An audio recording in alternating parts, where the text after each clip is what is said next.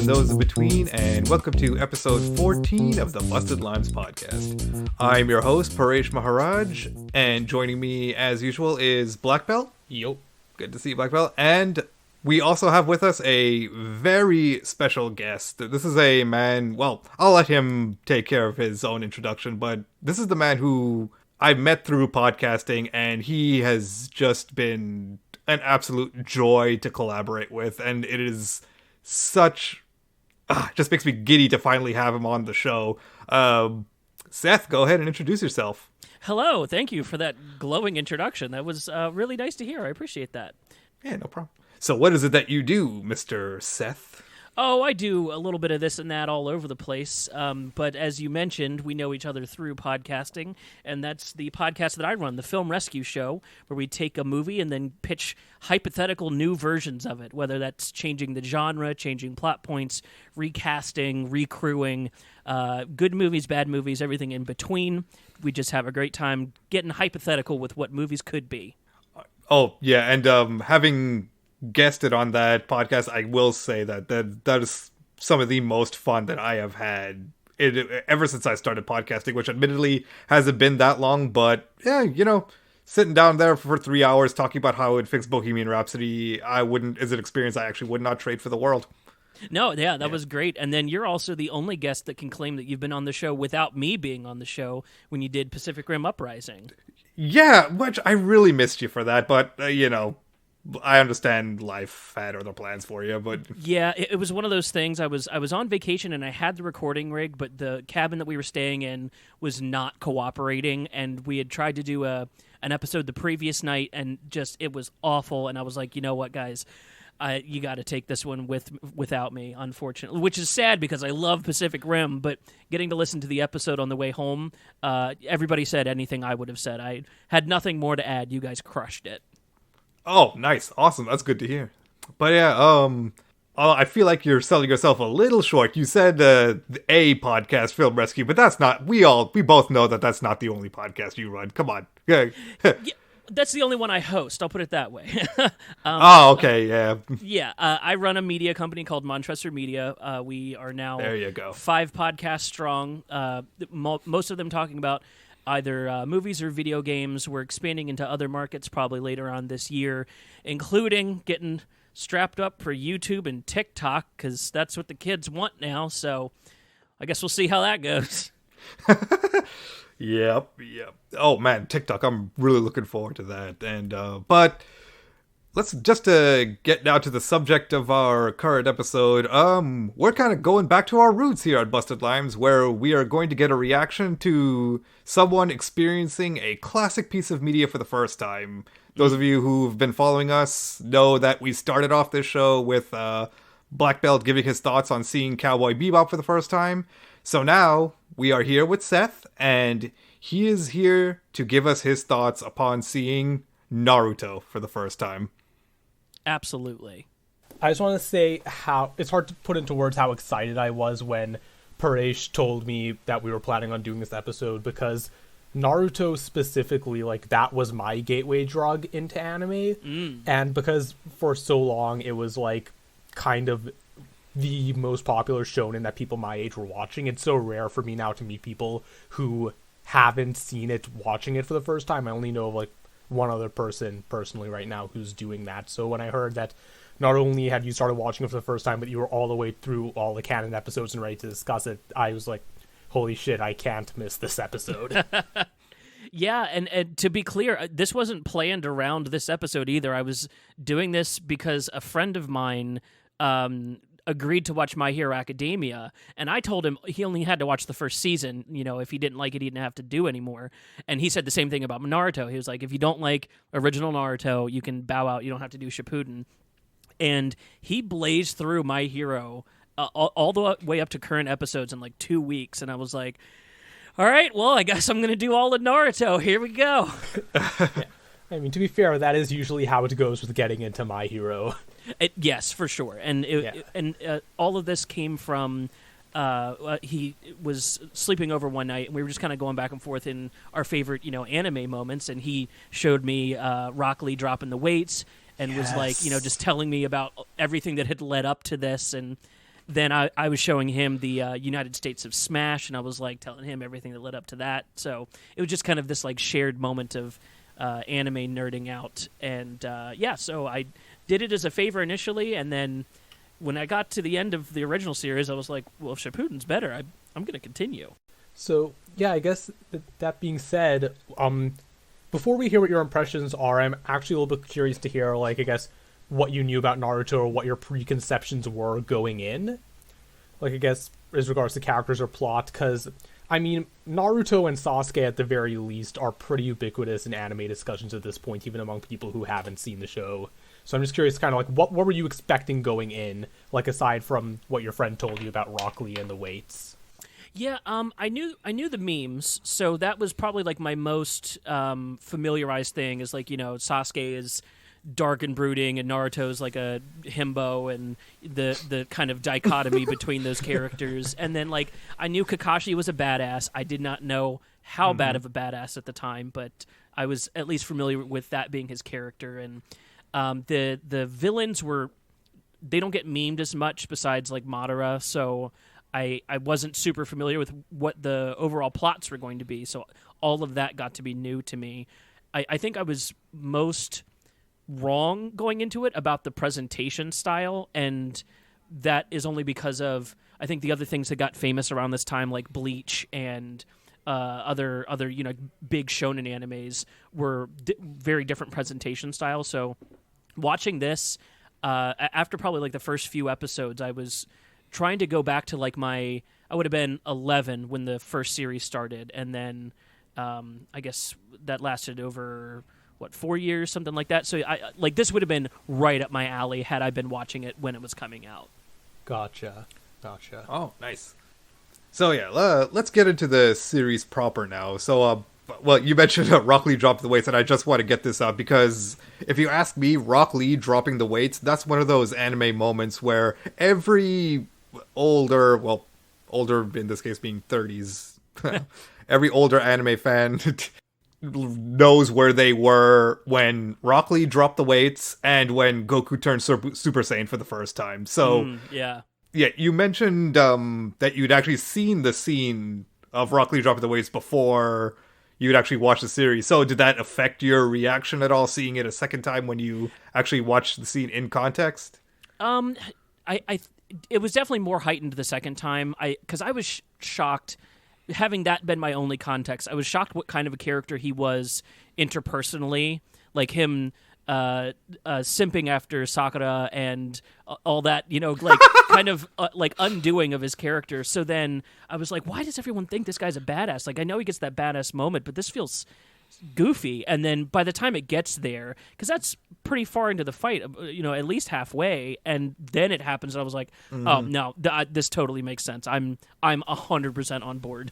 Yeah, I think the way I'd pitched it to you on Twitter was that you won't meet him for a while, but Rock Lee is best boy. Yep, Yeah. and totally agree. Yeah. Good. Which you mentioned you got into Naruto because you got your friend into My Hero, so I guess now you might understand why when My Hero started, a lot of people pitched it by saying it's basically Naruto if Rock Lee was the main character.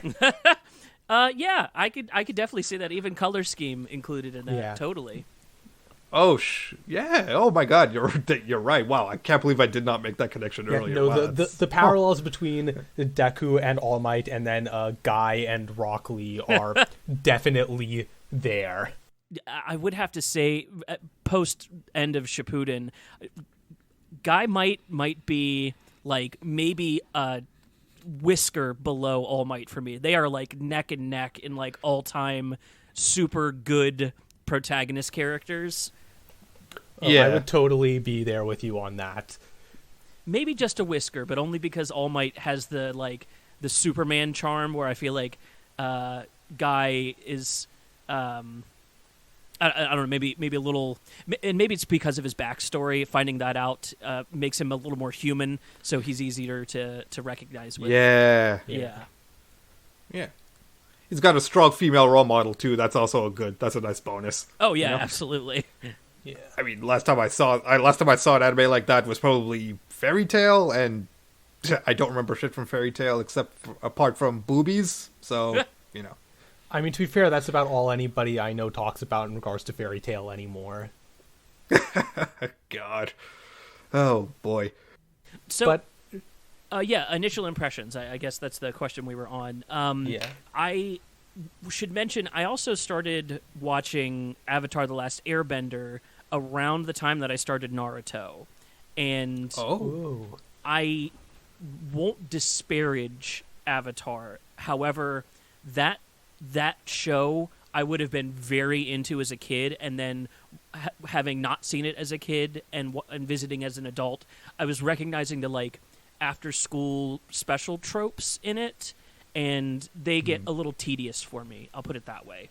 And so going into Naruto, I was expecting a similar thing, and it really wasn't that. And I mean, it kicks off into some like crazy territory really shortly in, like Zabuza in the first 12 episodes.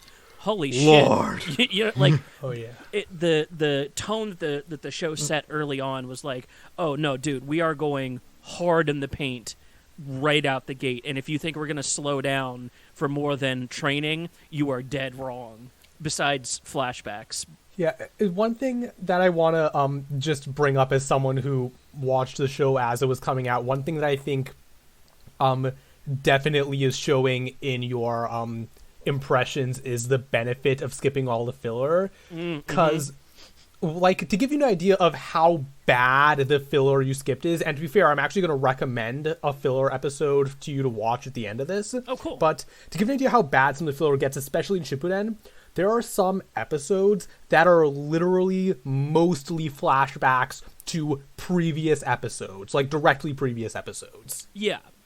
Like, and so yeah, I think obviously that's contributed to what you enjoyed, but I think that also just speaks to how good Kishimoto is, especially early on, is at crafting narratives that just start off so strong, and then throughout the manga and then near the canon anime episodes just keep hitting all those points when he needs to. Yeah.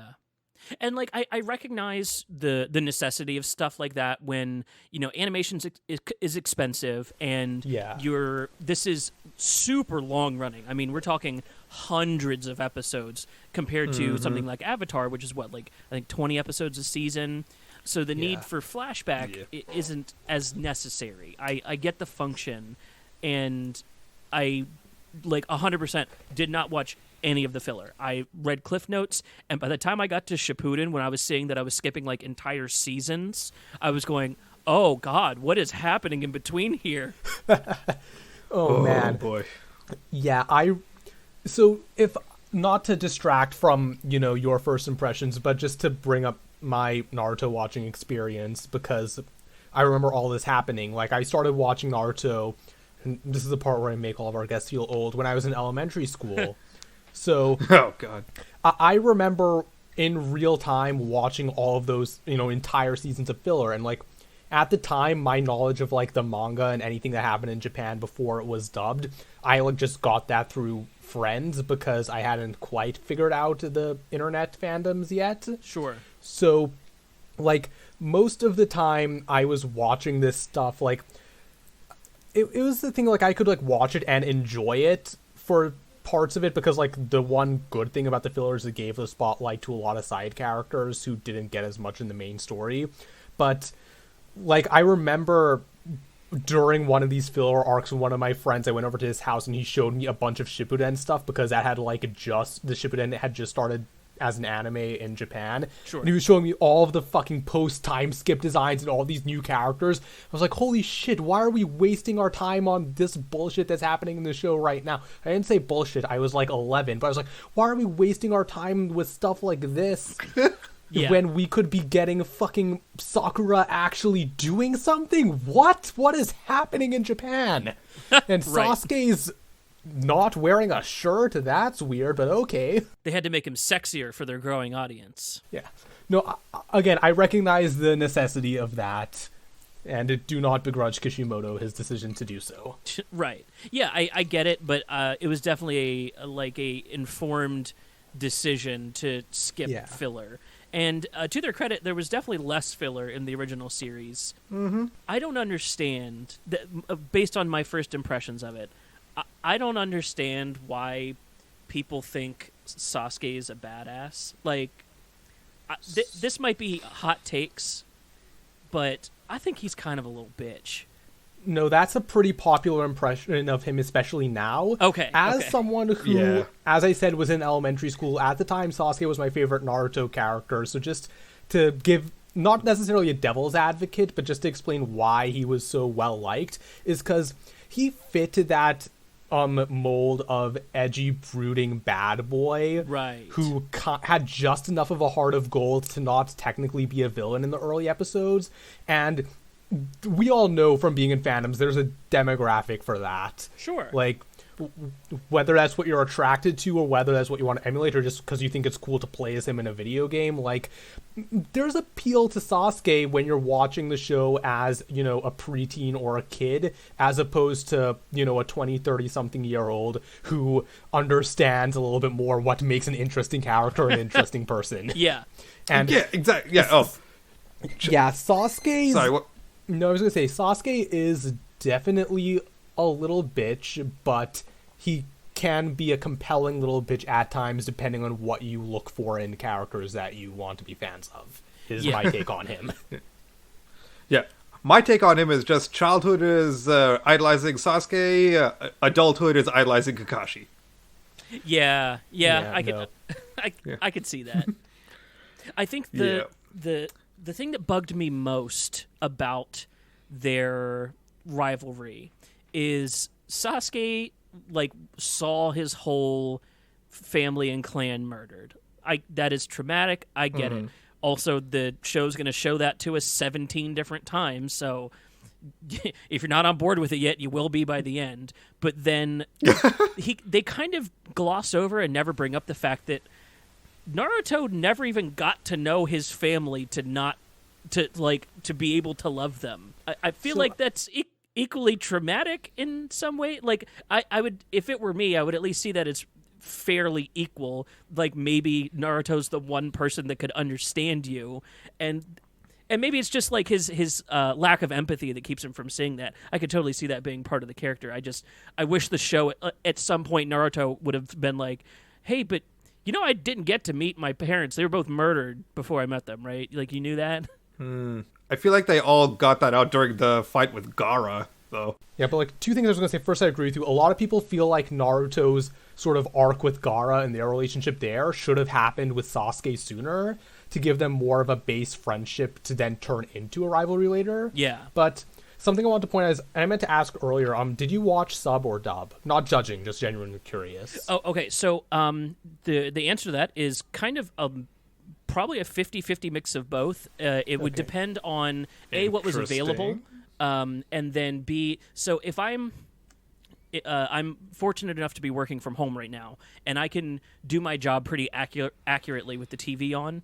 So if that is the case, but I need to be paying attention to my work and kind of like listening and watching peripherally, I would watch dubbed, because that's the language that I understand. I can at least be keeping up with the story and look up when it sounds like something's going off. Gotcha. Then when in the evenings or depending on what was available on Hulu, I basically had to finish Shippuden subbed, and ended up watching a bunch of different subbed episodes. So I got a good taste of like what the different voice actors' ranges were, and like how each character plays out a little different based on their voices. I do have preferences to some characters over the other. I think Rock Lee's dubbed voice is better than his sub voice. Naruto's sub voice is infinitely better than his dub voice.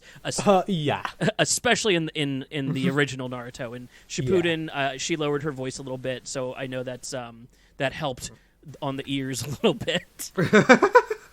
Oh boy. Yeah, but the reason I ask is because the specific scene I want to mention, I only remember how it went in the sub, and I legitimately don't know how they translated it in the dub, so I don't know if necessarily the same message came across. But during the first fight in the Valley of the End, Naruto versus Sasuke, at the end of the Sasuke retrieval arc, where he's like actually leaving the village to go join Orochimaru. Yeah.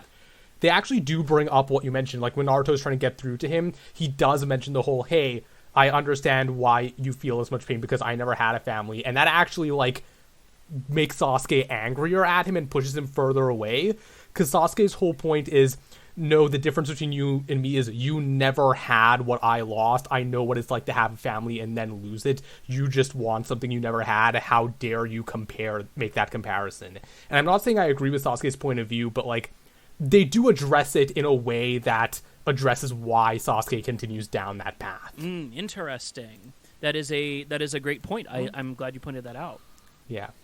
No, but yeah, but that's the thing with Sasuke, and like I'm sure you saw this with Shippuden as well. One thing that they do a lot in Naruto is they tend to have villains to some extent to be a reflection of Naruto, especially later in Shippuden. Like I remember with Obito, like a huge point they keep making with him is like, this is what Naruto, when he was younger, he was so similar to Naruto, but like, and then there are characters like Pain, who is like, this is what Naruto would turn into if he didn't have the support system of like Iruka and Kakashi and the rest of Team 7 and stuff like that. Yeah, I really appreciated that. I think more specifically with Obito, just because, I love how, what was Kakashi's team number? I don't actually remember. Oh. Yeah, that's... I forget. I remember his team number, but like, I know what you're referring to, like Kakashi's team when he was younger. Yeah, exactly. I love the like very specific parallels, and even then going back to like Orochimaru and the other two and their team, like it shows that there's kind of like repetitive cycles with these super powerful ninja, and I really liked Obito's I think the best, because especially by the time he's turned and is helping them, it's like I recognize that I'm literally like Naruto if things went bad, and he's the example of how good it could have been. And I really love that comparison, I think more than any of the other villains he had to go up against, because like Pain is kind of like fighting the 7 deadly sins in different ways. I think they were kind of like piecemealing at that. It wasn't as direct, and I appreciate that, because I guess at that time Full Metal Alchemist would have been coming out, and that is kind of a tired anime trope at this point. But yeah, I think I liked it a little bit more with Obito personally. Yeah, I will admit, like, when Shippuden was going on, because there was, like, the whole period of speculation of who is Toby, and I remember Obito was actually the fan theory that everybody was like, nah, that's too obvious. They wouldn't go with that. They're not going to do that. And then it was him, and I remember there was kind of a, pushback from the fans, like, wait, that's dumb, why are they doing this? And it is funny that he has, by now, like, has his reputation as one of the best Shippuden villains aside from Pain. Totally. Yeah. I'm mixed bag on Pain for me. I'm trying to go back to the original series, because it's definitely been longer since I watched that one, and thinking of what stuff I really enjoyed. The tuning exams. Top tier stuff in there. God, yes. Yeah. Oh my god. The tuning exams is probably peak OG Naruto for me, at least. Yeah, I definitely think they might have gotten to higher highs, but in like short peaks, whereas like tuning exam feels like they just held down on spacebar until the end of the entire series for that, because when you think it's done, it's not done. It's like, no, these kids still have to go out and fight each other at the end of this, and it's gonna throw off into an even bigger thing. It's like, ooh, I was prepared for a break at a certain point, and it never really comes until the end of Orochimaru's attack, and I was like, what? We just started off like doing classes together, guys. This is huge. Yeah. I will say, even outside of like the action, like I think Chunin exams like has some of the best character moments for Naruto and for the whole supporting cast. Because also up until the Chunin exam, I don't think there were many characters that got fleshed out outside of like the main trio and Kakashi. Like it was pretty focused on them up until then, when they brought in all the other students and then really fully showed off their skill sets and personalities. Yeah, absolutely. I really appreciate the way, especially I think a couple of the other teams got fleshed out within their own rights, that they weren't side characters. Like it really felt like a show of protagonists across different generations. Yeah. I'm trying to think. Choji and I gotta pull up Shikamaru? Shikamaru. Oh my god, Shikamaru might be Shikamaru is the best. he might be like top 3 characters for me. I really liked him a lot. Yeah, no, he's just brilliant the whole way through. And his whole team gets like a double boss fight dedicated to them to expand their characters. There, not a lot of shows would take that much time, and they don't really cut back to the main trio for a while for that. I was kind of shocked at like the pacing of the show was definitely to make. I think they knew where they were headed, that it was going to be this giant battle at the end. It's kind of like the Avengers. You know, you have to care about all these characters so that even if they show up for a second, you're rooting for them because you're like, oh, hell yeah, they made it to the end. Yeah. We talked about this a little bit in the previous episode we recorded, the anime protagonists episode. But one of the things like about Naruto is that he has a pretty low body count as a protagonist when it comes to main villains, because so many of the big boss fights go to supporting characters to flesh them out and show off their skills. And I think that's part of why Naruto had so much staying powers, because it never really felt, it was like, to compare it to Dragon Ball Z, because of course we're gonna fucking compare an anime to Dragon Ball Z. Sure. It's like they're up until Shippuden, like really up until halfway through Shippuden, up until a pain arc, there aren't really any fights where it's just people holding off the villain waiting for Naruto to get there. Right. Because there's so many people around Naruto who are his peers or his betters who really, he's holding off until an adult can come help fix, or a better student can come fix. And I think that's what makes the show so interesting, is that up until probably the last arc of Shippuden, even though Naruto's the protagonist, he never feels like the world revolves around him until it literally does by the end. And even then, it almost felt like the world expands so much by the end that Naruto feels like a very important cog in the clock, but he's not. Like he gets to keep the power of the Ten Tails to control the others, but it wasn't something that was maybe specifically coming to him. It was only because he got there. I like the way they kind of undid the prophecy trope by making it like, I mean, he could be if he doesn't die by the time he gets there. Yeah. That was actually something I wanted to ask you about, because this was something I had disliked about Shippuden my first time through, was at the end where they brought in like the prophecy or whatever about how Naruto and Sasuke, I forget the character's name, but they're basically like the 2 reincarnations of Ninja Jesus' sons or something. Yeah. And like, I felt like the sudden reveal, like, oh yeah, no, there's this big prophecy, and like Naruto is like literally like inherently super powerful, kind of undermines the first 2/3 of the series where he's basically has the entire deck stacked against him and he's working his way up until that point. And it's like, yeah, no, it turns out he actually always had a little step above everybody else, is what it felt like to me at the time when I read it. So I just wanted to get your take on that as well. I think the way that I read it, and maybe it was because I was watching so much mixed dub and sub, the way that I read it was that literally any of the generations we had seen previously could have fulfilled those roles, and it was kind of like Jiraiya and Orochimaru. There's no reason they couldn't have fulfilled those roles, to my knowledge, beyond like the series of events that it leads to. Like because Naruto has the nine-tailed fox in him, he's able to get through a lot of the challenges to get him there. But like, I'm thinking of like the Marvel what if stories. Like, what if Jiraiya had the nine-tailed fox implanted in him? Right. Would he have made it to the same place? Because it wasn't specifically lineage, was it? I mean, it was kind of to the point that they represent the two sides of the ninja family, main clans. But they also made it sound like there were other clan options, right? I mean, so here's the thing. Like, it was kind of like the chakra essence or whatever of those two brothers that had been feuding for generations. Like, it was almost a literal reincarnation in a sense. Like, it was honestly closer to like the way it works in the Avatar with the Avatar cycle. Yeah. Because like at one point they actually bring up is Sasuke is born right after Madara, like the original Madara, dies, because like he couldn't have a reincarnation, obviously, because he was still alive. And that's kind of one of the points they bring up, is that there was this huge pause in this cycle because Madara unnaturally extended his lifespan. And only when he finally, like, allowed himself to pass on was when he knew that, like, it was in a point where there were going to be 2 people born who could carry out the rest of the prophecy in a way that he thought would benefit him. Maybe, okay, so maybe it's the, going back to what I said earlier, it's probably the mix of the nuance that comes out of watching the sub and then also watching the dub and them kind of, like, maybe dumbing things down a little bit.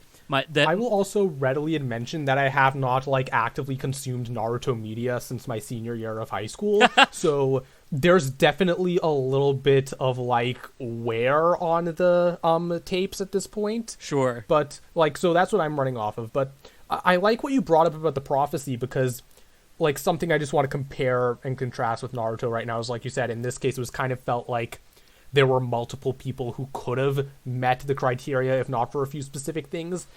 2 examples I want to refer to that I love the way I handle prophecy is the Percy Jackson and the Olympian series, and prepare your pitchforks, the Harry Potter books. Yeah, read a different book, whatever. So basically, I'll start with Percy Jackson because obviously probably the more preferable comparison right now. So obviously it's a Greek mythology series, so Greek mythology, lots of fun with prophecies there. The central conflict of the Percy Jackson books is that there's a prophecy that said that on their 16th birthday, a child of one of the main 3 Olympian gods, Zeus, Poseidon, or Hades, is going to be forced to make a choice that will either preserve Olympus or destroy it. And so the thing is, it's a pretty vague description. It's just a son or daughter of a child of one of those 3 gods. And at one point in the series, and it's kind of minor spoilers at this point because it's been a while, at one point in the series, including Percy, there are 3 possible contenders. There's 1 child of each god still alive. And at multiple points, it's a question for Percy of, does the prophecy even refer to me? Am I constantly in danger because people are misinterpreting and targeting me instead of one of the other 2 kids? And yeah, and then in Harry Potter, and this is something that I think the fandom has made more of a thing out of than the books, because the books I think literally mentions it twice and then it never gets brought up in the movies, is that the prophecy that causes Voldemort to go after Harry could have also applied to Neville Longbottom. Yeah, which again, and it's like, I just love things where it's like plays with the concept of predetermination like that. Yeah, I like the self-fulfilling prophecy aspect. Like, maybe I just prefer my headcanon, the idea that, like, Kakashi and Obito could have filled those same roles. Or... I mean, hey, I definitely prefer your version, too. Like, if it turns out that I've just been completely misinterpreting what happened in the manga all these years, and that's, like, miscolored my interpretation of what happened, I'll totally eat crow on that. But I just... Yeah, I'm definitely not the expert. So if anyone told me I was wrong, I would not fight it. Put it that way. Oh, don't worry. The best way to get correct information on the internet is to be loudly wrong about it. Trust me on this. Very true. You are not wrong. If I thought I was an expert or confident in my opinions on anything, I would not be using a screen name right now. There you go. Okay, yeah, that makes sense. So what does that say about Paresh? Or Seth. Yeah, I mean, my thing was when I got into the internet, I didn't, like, screen names weren't at the forefront, because I got in through, like, Facebook and MySpace where you're supposed to be yourself. Gotcha. So, like, like screen name identities never really became part of my thing, and then it got to the point where it's like, well, there's thousands of hours of my voice and hundreds of minutes of my video and lots of writing and content of mine out there, so you could track me down, no problem. No point in hiding anymore.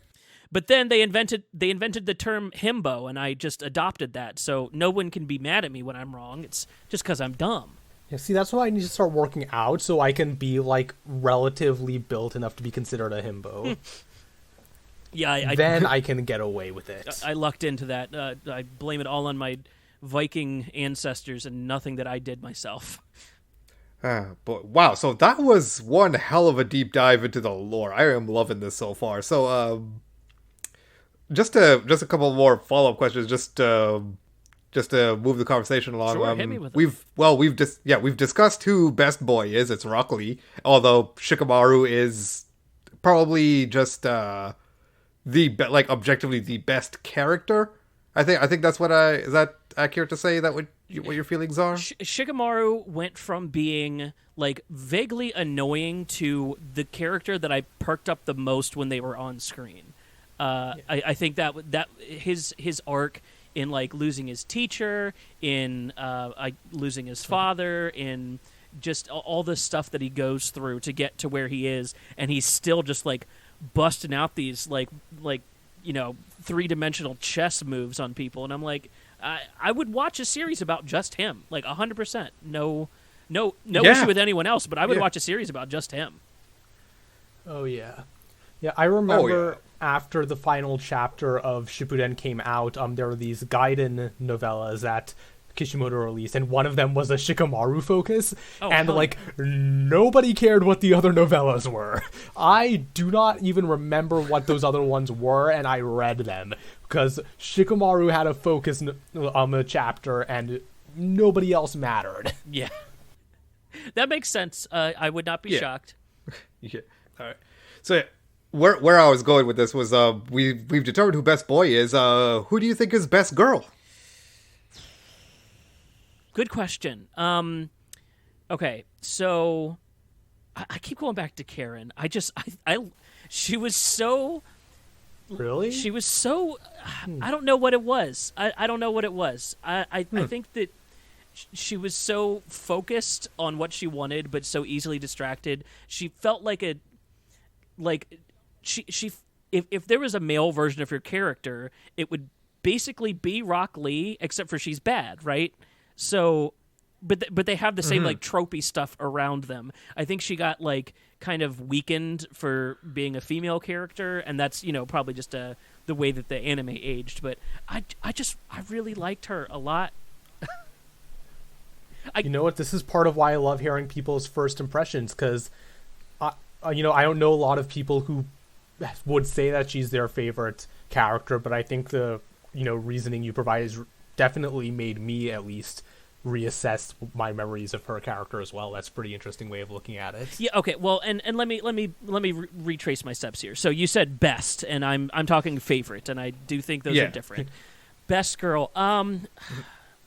So I've never watched Boruto. I feel like Hinata never got her just desserts for the series. I was very, very happy with Sakura getting to like level up and be able to kind of fight on their tier.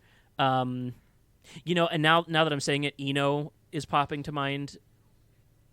But I think it might be Hinata. I think she's probably best girl. Very good choices. Like, I'm just very happy right now with those answers, honestly. No, but I agree. Hinata deserved a lot. Like, if she got her like hypothetical god tier moment, I would say her. But the closest she gets is putting up enough of a fight to inspire Naruto to finish off Pain, from what I remember. Right. Which is still a really great moment for her character. It's just unfortunate, that it ended up being the way it ended up. Yeah, I agree. Who was the she was part of the I'm blanking on the words now, because this is probably the most Japanese like names and words that I've learned for anything.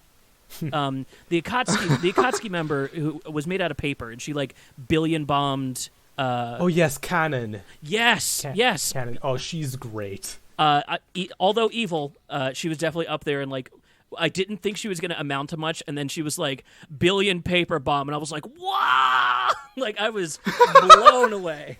Yeah, that's one thing that I'll always love Naruto for, is they took concepts like paper and clay and drawings and turned them into the most believably badass powers. Yeah. Like fucking Kankuro and Sasori, like having fucking puppets and using that as your offense, like that blew my mind. Did you guys ever see the movie Dead Silence? I have not. Yes. Oh my god, the one with the horror movie that's about ventriloquist, right? Yes. It's yes. Oh my god, such an underrated horror movie. My god, one of my favorites. All I could think about during the puppet fight was if you took this in a vacuum and made it like even more horrifying, it would be one of the most horrifying things you could do in anime. I mean, given the extra bit of canon with some puppets literally being stronger because they're made from an actual corpse and retain that person's abilities, it's already pretty fucking terrifying. Yeah. Oh, yeah. 100%. I guess I meant like visually. It's just kind of in this like desert cave. Oh no, visually, it's definitely uncanny valley territory a lot of times. Sure. Yeah. Yeah. But that can also make it scarier. Oh yeah.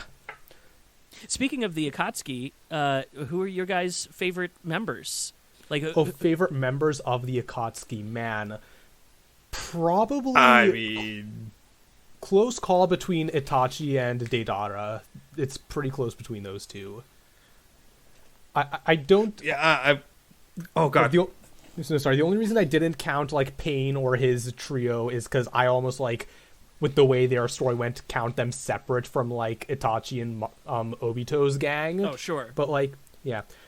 Deidara will always have a soft spot in my heart because I started watching Shippuden the way that most people my age did in the 2000s, watching each episode in 3 parts on YouTube. And so, you know, Shippuden opens with a couple episodes in the Gaara versus Deidara fight, and that fight just completely blew my mind because Gaara is such a powerhouse and he fucking loses decisively.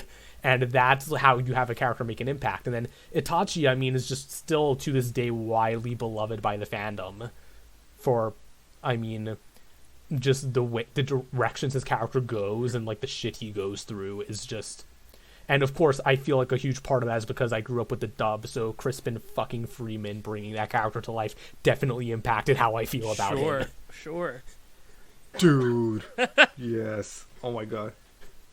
How about you, Paresh? My personal. Oh god, who's the shark guy again? Kisame! Kisame, yeah. Oh. Kisame, yes. Oh my god. He is my favorite, but mainly because of his weapon.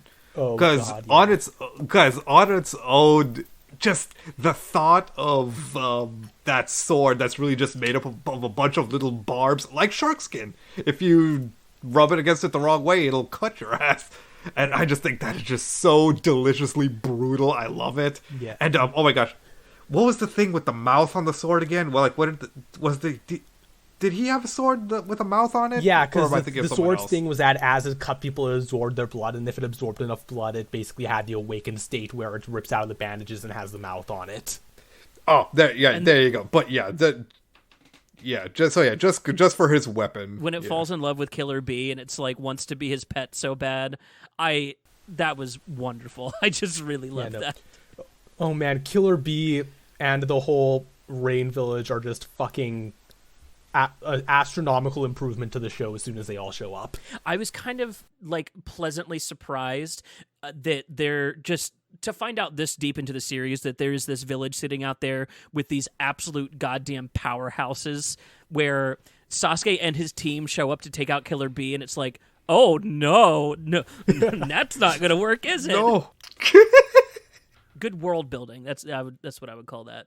Oh my god. So all right, all that just from the best girl conversation. I freaking love it. Oh my gosh. Okay. So how about I am loving to see where this next question will take us. So I think we talked about like your highlights before we started recording. We talked about highlights that you really like. So what were some of your highlights, Seth? And start with how you define a highlight. Yeah, so before the conversation, I was Googling highlights to look at lists to, like, refresh my memory, and all I could find was top 10 Naruto battles, and to me, a highlight is something that really jumped out to you, not specifically something that is a battle, where, like, battles are definitely highlights. They're meant to be. They're rising action. Like, they're, by definition, meant to be highlights. So I wanted to also tap into like parts of the show that I enjoyed that aren't specifically fights or battles or anything like that, because I think that Naruto training to get the Rasengan is a highlight. It really captures the essence of how hard he has to work, or even from there going into his training with Kakashi to use the shadow clones to master the abilities even more. That felt like probably the smartest anime thing I've seen in a while. Just oh yeah, we've invented all these cool powers. Let's expand on them a little bit. So both of those are definitely highlights to me. The moment with Jirai and Tsunade before he goes back to is it the village in the rain or the village in the mist? Rain Village. Yeah, Rain Village. And she knows he's basically going to go die, and they have this moment. And it's not just like it's a moment that we know there's more history there than we've seen, but we've also seen a lot of their history, and we also got to watch them have this amazing battle with Kabuto and Orochimaru, and Naruto finally bleeping onto their radar as somebody that's going to be forced to be reckoned with. So we get all that history in that moment, and I think the way that it was drawn, the art there, like you can tell sometimes the show really steps up its artwork for specific moments, and so that always pops out as a highlight to me. Oh god, yes. By the way, the technical term for that is Sakuga, when the animation suddenly improves for dramatic moments. Yeah, I did not know that.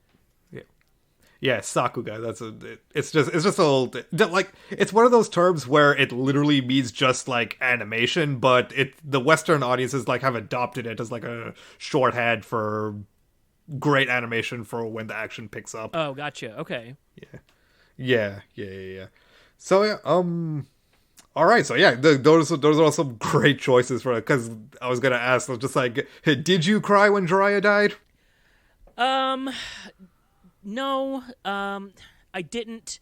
Actually, this series wasn't as emotionally evocative as I think I imagined it was going to be. Like, I definitely got where like the intensity was, and I think if I had actual nostalgia for it, I probably would have. I didn't cry there. Also, he got to die like a fucking badass. So, yeah, no, he has one of all the ways to go out, he has one of the best ways to go out. I'm sorry, I cursed. Should I? No, it's fine. Okay. Yeah. Okay. Wait, have I not been cursing this whole time? That might be a first. Sorry, I oh shit, you're right. I try to pull back when I'm on other people's shows, so but fine. they slip out at times. Dude, we're fucking explicit up in here. That was good. You know what did get me was when Pain switches from talking to Naruto. That was like I definitely wasn't like weeping, but I was definitely like welling up at like the amount of emotional empathy and power that they give to Naruto. It's not normal for male protagonists very often, and it's not just like his impassionment. It is his actual empathy and his even just the decision for him to say, no, you know what? I'm just going to go talk to this guy. Yeah, there's a reason Talk no Jutsu has become such a meme in Naruto communities because of his tendency, especially in Shippuden, to resolve entire arcs by just talking it out and getting through to the villain. Right. Like, but I mean, even really early on, you see that, like, when he was talking to Haku during the Zabuza arc, like, the level of empathy is there already, being able to talk to someone like that and get through to them. Yeah, and maybe that has to do with his outlook on the world, the fact that he wants to fight everybody, but he doesn't want to kill anybody. I've always loved that, even from early on, he's like, I can't wait to fight that person. But it's this, like, giddy excitement of, we'll obviously not kill each other. Obviously, that's not going to, like, that's just such a separate thought from his mind. So maybe that adds to it. Maybe that's why he's able to see the villains in the way that he does, is he genuinely does want to fight them, but he does not want to kill anybody. I really that hit, and I think Pain was the right character for that to come through on, especially just seeing him strapped into that device, and the very obvious physical difference between them. You can see how much that the pain of his life has cost him, and then you see Naruto, who's where he is because he's able to overcome that. That one definitely hit different for me. Yeah. I will say, like, for people from, I guess, my generation, air quotes around generation, if you can call it that, like, the Pain arc for a lot of people was, like, the emotional peak of Shippuden up until the end because of those moments. Yeah, for sure. Yeah, I could definitely see that. Let's see. Minato and what was Naruto's mom's name? Kushina. Kushina, yeah. Kushina. Their like heartfelt advice to Naruto as they're literally dying from the nine-tailed fox. That one definitely got a couple tears out of me. And then the one that this won't be shocking, but the one that really got me was, I forget who asked, but when Might Guy goes to open the 8th gate, and I think it's Gaara that says, do you feel bad that your teacher's going to die, or something along those lines? And Rock Lee goes, to cry over this moment would be to like take away everything that would build up to this moment, and it would be literally the worst thing that I could ever do is cry. And I'm sitting there going trying to hold back tears with him, but knowing that, like, I mean, my tears aren't going to affect the battle, so I'll cry for you, Rock Lee. Right. Yes. Oh my god. Wasn't expecting that too at that point in the battle or in the show. I was like, this is damn. Yeah, it is a great point of pride that Guy is the one character who got the closest to killing Madara. Oh yeah. Like that I think the fact that Kishimoto made that decision and the way that it played out, I think speaks volumes about Guy's character. Yeah. Oh, speaking of Madara and highlights, the first time he's resurrected and drops into the battlefield and he just starts clapping cheeks left and right. Yeah. I spent probably more time than I should have watching AMVs of that moment in high school, but that is a fucking moment. That is like one of the few that the way that it jumped out, the way that I was like, oh, he's probably just going to do some like killer move or whatever. I mean, he literally drops 2 asteroids later on, so he's capable of a lot. But his like first choice is, now let me go warm up a little bit with an army. What? Yeah, it's good. Yes, so good. So that was the point. I think leading up to the Great Shinobi battle. That was the point in the show where it literally felt like everything was paying off. I was like, anytime that I had to sit through the Sasuke Itachi conversation for the 17th time, or whatever, all of that's paying off at this point. It doesn't feel like uninvested time anymore. All right. Okay, so I think 2 more questions, because I know you gotta go, and so you can be as brief as you want, but if you could have one jutsu to perform in real life, what would it be? The one that I say in real life all the time is Byakugan, because I just love the intensity that they say it. To basically just like squint really hard is essentially what it looks like they're doing. Like the veins are popping out in their face. I'll do that sometimes in real life. God damn it, you're right. I think that one's just really funny. I also, that would be very helpful, right? Like I could navigate around a quarter-sized blind spot in my back. Right. Yeah. Right. Byakugan definitely up there. Sage Power stuck out to me just because I have a lot of like downtime and quiet time where I end up just like sitting quietly outside. I love to smoke different kinds of meats and grill and stuff. So I'll have just like long stints of just sitting outside. Sage Power would be very helpful for building up my 3rd chakra type. Yeah, probably one of those 2. I'd probably pick one of those 2. Great choices. And last one, any interest in Boruto? Whew. Good. It's okay. This is a judgment-free zone. No. I don't.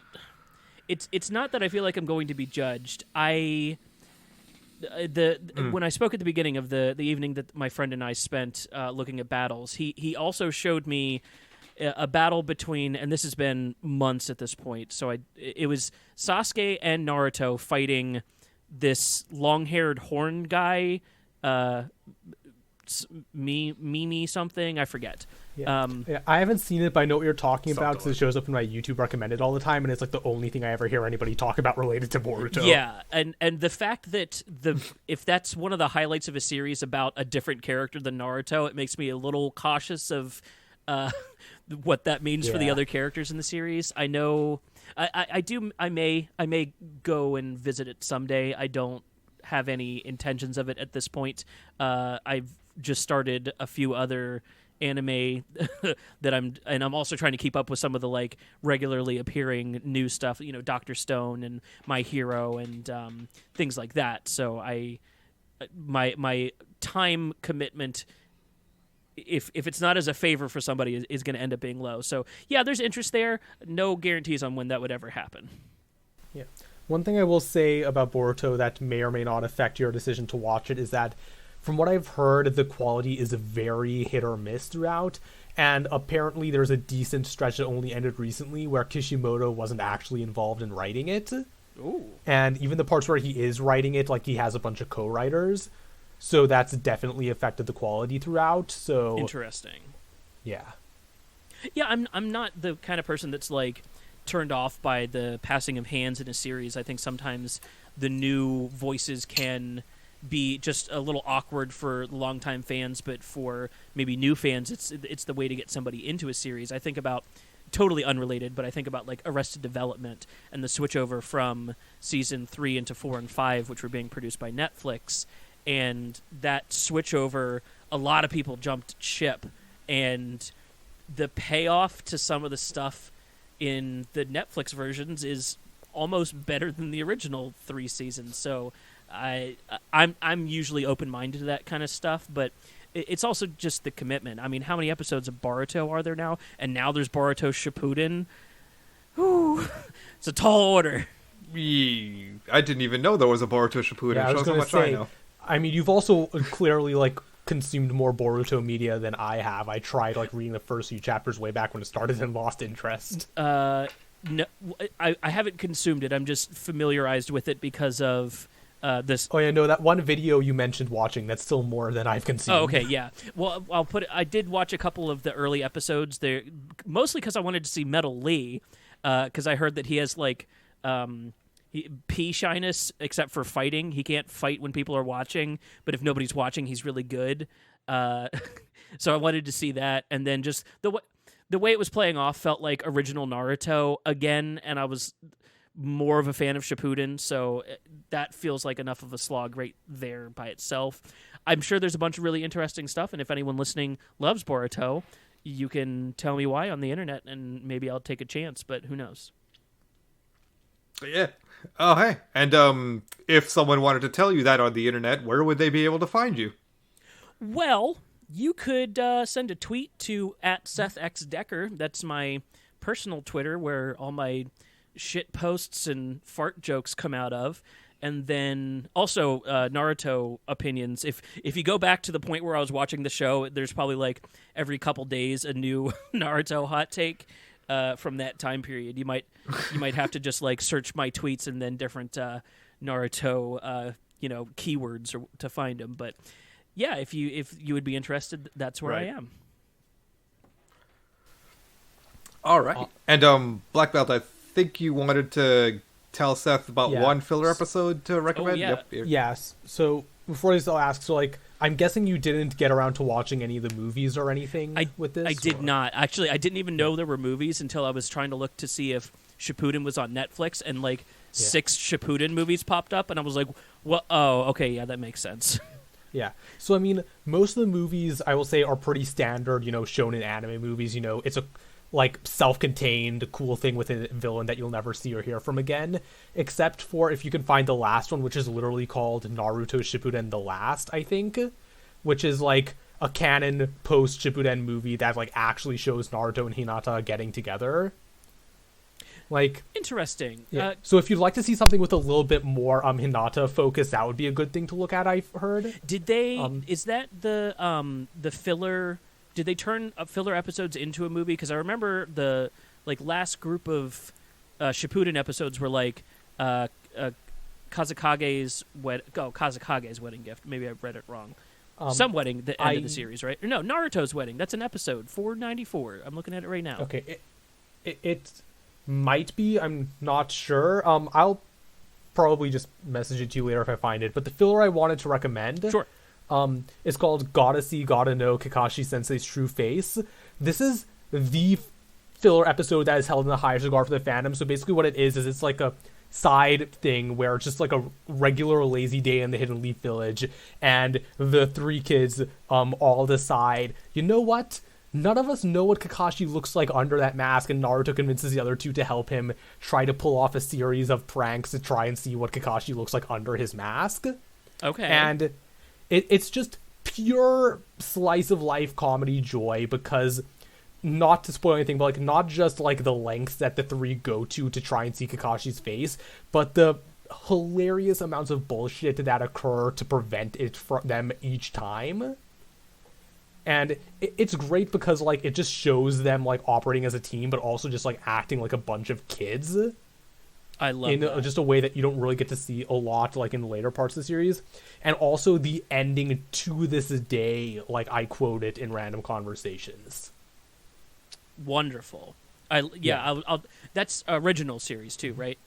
Yeah, it's original series. Yeah, I do recall skipping over those just because back then you just skipped like 3 or 4 episodes of filler instead of whole seasons. Right. But I'll definitely check that out at your recommendation. Yeah, I think the actual episode number is like 101. I think it is exactly 101 because I'm looking at the Naruto wiki entry right now. Oh well, because I had to look up the name of the episode. Yeah. All right. So yeah, I know Seth, you gotta go soon. So just to end the episode on, just a summarization of your thoughts and first impressions on this very seminal series. Yeah. Overall, worth the watch. You can't skip the original series. Sorry, I've had a couple people ask me. I would not recommend dropping right into Shippuden. I mean, I guess probably technically you could because it's going to get covered in like flashbacks, but you won't get the emotional kick. Also, you'll skip the Chunin exam, so why would you do that? It's worth pointing out that even in the manga, when the title of the series changed from Naruto to Naruto Shippuden, the chapter numbering didn't restart from 1. So it is very much just 2 halves of the same continuous story rather than like an original series that you can skip and then like a sequel. Right, exactly. Yeah, it definitely feels like a continuation when you watch it. Big recommend.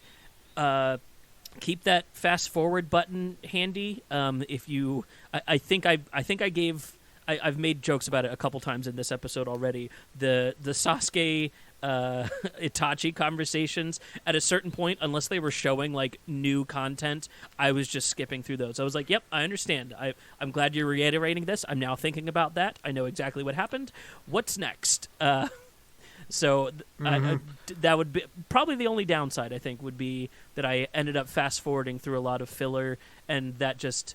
If there's anyone out there with the time to do a, like, no flashback cut, or if that already exists, maybe worth checking out if you don't have the time to commit. If you're a completionist, though, you're in for a rude awakening. The joys of binging a series that was meant to be released weekly. Yes. God. 100%. Oh, boy. Yeah. All right. Well, thank you so much, Seth, for coming onto this show. Like I said, this has been a dream come true since you were so welcoming to me on Film Rescue, and yeah, thank you so much for coming on. I'm glad that I could return the favor and have you on our show. I'm so glad it worked out this way. Black Belt, I'm so glad that somebody popped up in your life that had just recently watched Naruto for the first time. I'm glad I could be that guy. It's been wonderful to be here. We're glad to have you. This was a great, really fun conversation. Yeah, this is like, I can already tell this is going to be one of our best episodes. Wonderful. I will do my best to push it out and force everyone to listen to my opinions on Naruto. Yes, looking forward to it. As a matter of fact, you could say that I believe it!